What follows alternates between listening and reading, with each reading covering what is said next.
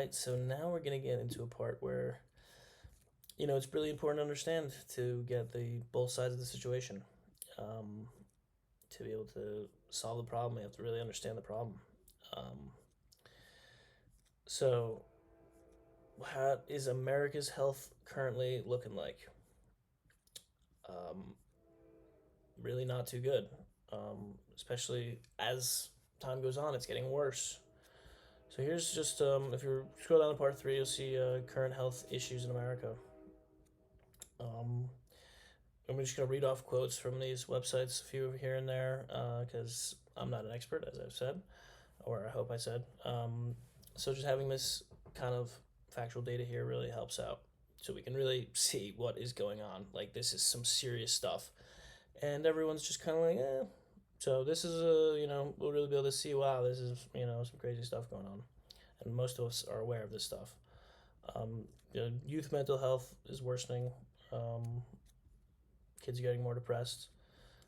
Suicide rates are going up. Percent of adults in the U.S. who are experiencing serious thoughts of suicide increased 15% from 2016 to 2017.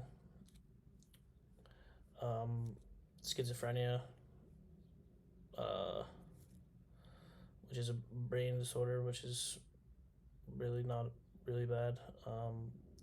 Chronic disease, obesity. The prevalence of obesity was 42.4% from 2017 to 2018. That's just that's just nuts. The U.S. government spends $147 billion in 2008 on medical costs, and I think it's more than that. Really, I'm not sure exactly where that was from, but I think it's like $1 trillion in Medicare. Um, Heart disease is the leading cause of death for men and women. One person dies every 36 seconds from it. Cancer. You know, we all know how bad cancer is. Type 2 diabetes is a really big one because this one is going up and up and up. And now 1 in 3 people born after 2000 will get type 2 diabetes. And this is something we can see from direct mutations in our diet. So now we're going to go right to part four, the fun part, the cool part, the solutions. So some basic microbe information from cited sources. If you want to read this intro part, you can, but I just kind of go over. I'm not really. I kind of want to just stick with the facts for now, and then maybe I'll talk about it. What I say later. If you want to read it, you can. So gut microbes. What is the microbiome? What are microbes? Well, they are trillions of bacteria that live in your digestive tract and play an important role in health. Of the thousands of species of gut microbes that live in your gut, however, some are healthy for your body while others are not.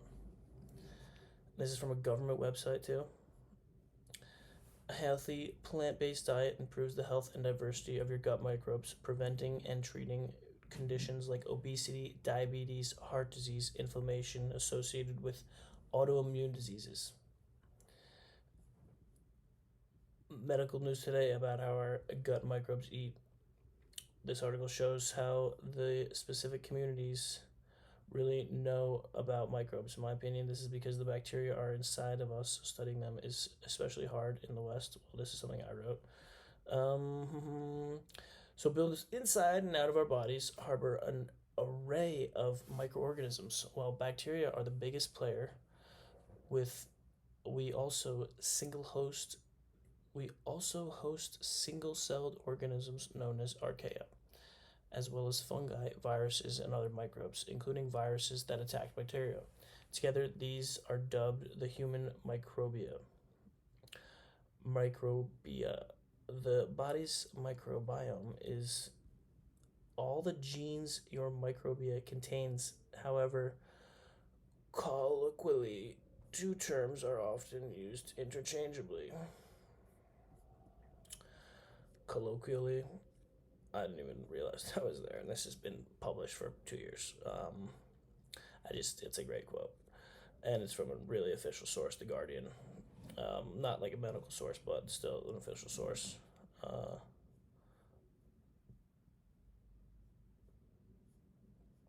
so this is from another government website, National Medical Association or Institute. The host that there is considerable evidence showing that the gut microbiome not only affect the digestive, metabolic, and immune function of the host, but also regulate host sleep and mental states through the microbiome gut brain axis.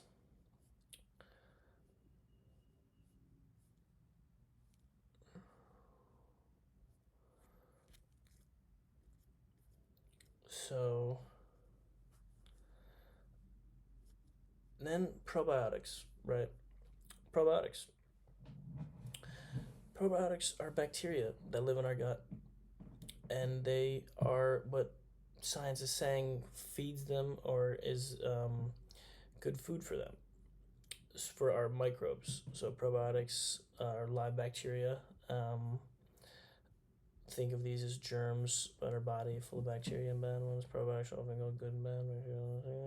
Um, Fermented foods and nuts have bacteria in each one of them. I talk about this in another quote of mine. Probiotics are a source of food for your gut's healthy bacteria. They're complex carbs for your body. Can't digest without the microbes' help. So they go to your lower digestive tract where they act like food to help the healthy bacteria grow. Um, and then immune system. Behind the curtains, our gut is responsible for putting our body into working order. As it breaks down the foods we eat, our gut absorbs nutrients that support our body's functions, from energy production to hormone balance, skin health to mental health, and even toxin and toxin and waste elimination. In fact, 70% of the immune system is hosted in the gut. So, making our digestive system in tip top shape can be one of the keys to addressing many of our body's woes. That is a quote directly from Healthline. So, dysbiosis. Dysbiosis. Your body is full of colonies of harmless bacteria known as microbia. Most of these bacteria have positive effects on our health and contribute to our body's natural processes. But when one of these bacterial colonies is out of balance, it can lead to dysbiosis.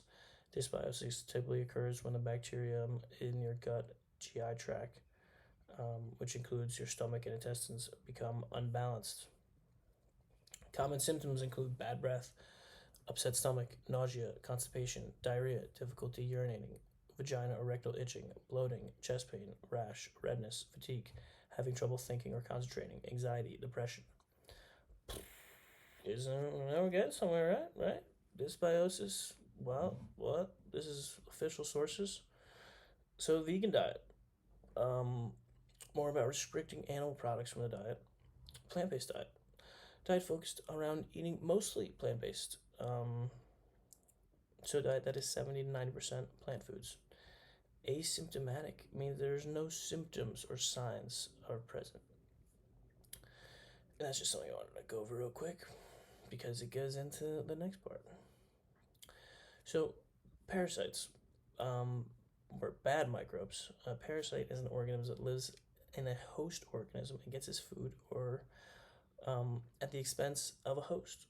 There are three main classes of parasites, and they can cause disease in humans. Um, so, hookworms, an estimated 500 million to 700 million people in the world are affected with hookworms. Hookworms was once widely in the United States, particularly in the southern regions. Um, but improvements in living conditions have greatly reduced hookworm infections. Wow, together they account for a majority burden of disease worldwide. Roundworms are parasites that live in host intestines. A parasite is a creature that lives in or on another creature in order to survive. They have long, round bodies in range and size. Roundworms can live in or on humans and cause many problems. They are usually found in soil and stool and can enter the body through the mouth or direct contact with the skin. They can live in the human intestine for a very long time. There are several types of roundworms, then they can all be quite harmful. So, next we have toxoplasma. Toxoplasmosis is considered to be a leading cause of death attributed to foodborne illness in the United States. More than 40 million men, women, and children in the US carry the toxoplasm parasite, but very few have symptoms because the immune system usually keeps the parasite from causing illness. However, women newly infected with toxoplasm during or shortly before pregnancy and anyone with a compromised immune system should be aware that toxoplasmosis can have severe consequences. Toxoplasmosis is considered one of the neglected parasite infestations in the United States, infections in the United States, a group of 5 parasitic diseases that have been targeted by CDC for public health. I never knew about them though. So here's another one known, um, referred to as the pork tapeworm. The larva stage of the pork tapeworm infects the human nervous system, causing neurocysticercosis. This disease is one of the main causes of epileptic seizures in many less developed countries and is also increasingly seen in more developed countries because of immigration from endemic areas. Little information is available on the natural evolution of this parasite, both of them parasites, or whatever they do to our brains. So gut fungi, something totally different, but yet the same. Given the widely accepted gut bacteria fungi associated with posse and microbia specific studies in neurological disease, the review discusses the potential role of fungi may play in multiple sclerosis and other neurological diseases. Herein, we provide an overview of recent advances in gut microbial research and discuss the plausible role of both intestinal and non-intestinal fungi in the context of neuroimmune and neurodigestive disorders. I mean conditions. So, whoa, that's pretty crazy. Wow, that's pretty wild. So this, what I just said, I didn't really claim anything there. Just kind of read a bunch of facts from a bunch of websites. So if you want to check out these websites, go ahead. But I'm going to get into the next part now, which is where the fun starts and where we can really start to learn about how we can really the solutions.